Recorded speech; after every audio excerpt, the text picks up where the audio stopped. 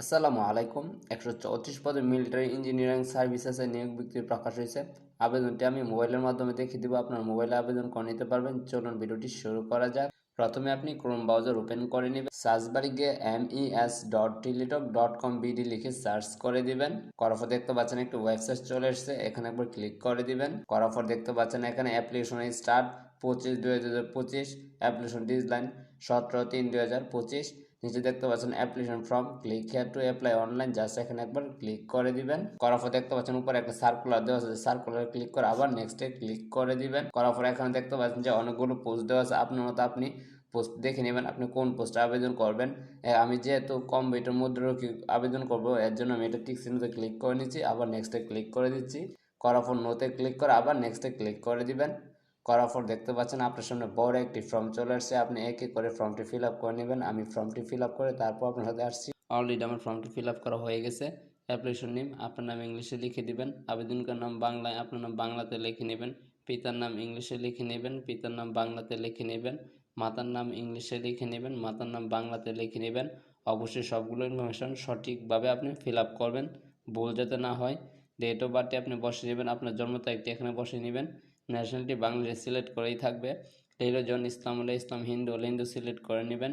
Gender mail হলে mail, female হলে female select করে দিবেন। ন্যাশনালিটি থাকলে ইয়েস করবেন, থাকলে ডান পাশে বসিয়ে দিবেন।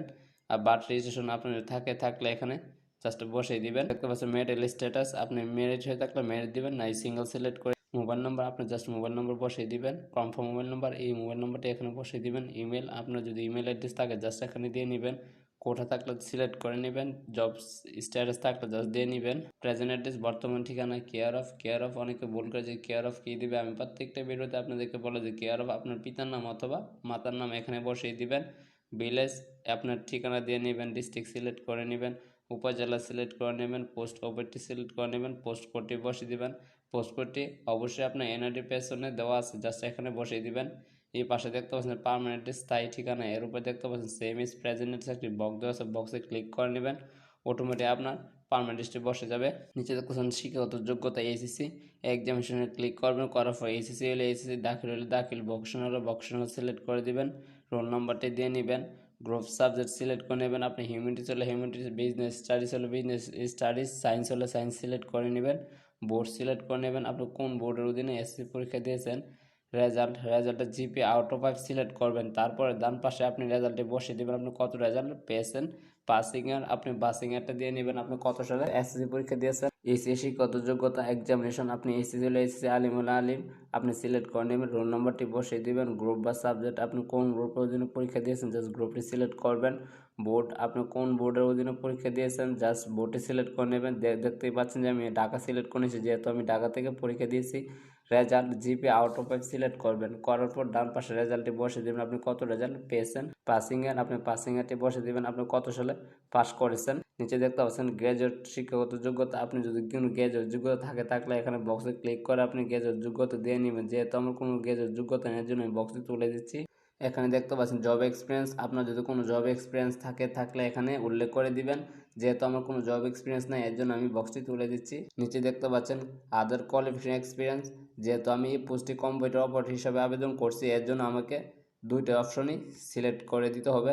ইয়েস করে দিবেন, তাহলে এটা আবেদন করে নিতে পারবেন। নিচে দেখতে পাচ্ছেন একটা ভেরিফিকেশন কোড দেওয়া আছে হিজিবিজি, এই কোডটা আপনি এখানে জাস্ট বসিয়ে নেবেন। অলরেডি আমি কোডটা বসিয়ে নিয়েছি, নেওয়ার পর দেখতে পাচ্ছেন যে একটা বক্স আছে, বক্সে ক্লিক করবেন, করার পর সাবমিটে ক্লিক করে দিবেন। অলরেডি আমার আগে যে ইনফরমেশনগুলো ফিল আপ করেছে সবগুলো ইনফরমেশন এখানে দেখতে পাচ্ছেন চলে এসেছে। আগে ইনফরমেশন যদি কোনো বোল্ডিট হয়ে থাকে এখানে দেখতে পাচ্ছেন যে change needed, click here to the edit application, এখানে ক্লিক করে আপনি চেঞ্জ করে নিতে পারবেন। যেহেতু আমাদের সবগুলো ঠিক আছে, এর জন্য আমি আর চেঞ্জ করতে চাচ্ছি না। নিচে দেখতে পাচ্ছেন ফটো এবং সিগনেচার আপলোড করতে হবে। অবশ্যই আপনার ফটো 300 পিক্সেল হতে হবে, সর্বনিম্ন 100 কপি। আপনি যদি না জানেন তাহলে আমরা ভিডিও ডিসক্রিপশন বক্স থেকে ভিডিওটা দেখে নেবেন, তাহলে খুব সহজে আপনার ফটো এবং সিগনেচার করে নিতে পারবেন। সিগনেচার 380 পিক্সেলে করে নিতে পারবেন। যেহেতু আমার করা আছে, এর জন্য আমি গ্যালারি থেকে জাস্ট নিয়ে নিচ্ছি। অলরেডি আমার ছবি বসানো শেষ। নিচে দেখতে পাচ্ছেন বক্স দেওয়া আছে, বক্সে ক্লিক করবেন, করার পর সাবমিটে ক্লিক করে দিবেন। দেখতে পাচ্ছেন অলরেডি আমার আবেদনটি সম্পন্ন হয়ে গেছে। অ্যাপ্লিকেশন কপিটা ডাউনলোড করার জন্য নিচে দেখতে পাচ্ছেন ডাউনলোড নামে অপশন আছে, জাস্ট ডাউনলোডে ক্লিক করে ডাউনলোড করে নেবেন। আমারটা অলরেডি ডাউনলোড হয়ে গেছে। এইভাবে আপনারা অনলাইনের মাধ্যমে চাকরির আবেদন করে নিতে পারবেন। এটি অ্যাপ্লিকেশন কপিটা কম্পিউটারের দোকান থেকে গিয়ে আপনি প্রিন্ট আউট করে নিতে পারবেন।